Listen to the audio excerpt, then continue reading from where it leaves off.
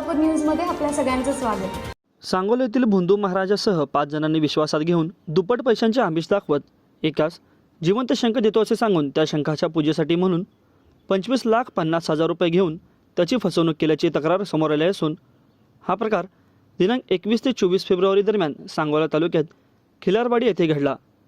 याबाबत सचिन हरिदास यादव राहणार खिलारवाडी यांनी फिर्याद दिली आहे। जिवंत शंख विकून दुप्पट पैसे मिळतील या आमिषाने फसवणूक झाल्याचे तक्रारीत म्हणण्यात आले आहे। पोलिसांनी मेघराज आवतडे उर्फ बाबा पाटील राहणार फळवणी, भोंदू महाराज सुरेश पोपटे पारसे राहणार कोळेगाव तालुका मार्शिरस, अनिल मोरे व सलीम दोघे राहणार सांगोला व 25 ते 30 वर्षीय अनोळखी स्त्री अशा 5 जणांवर गुन्हा दाखल केला आहे। माझं सोलापूर न्यूज या यूट्यूब चॅनलला सबस्क्राईब करा आणि बेल आयकॉन प्रेस करायला विसरू नका।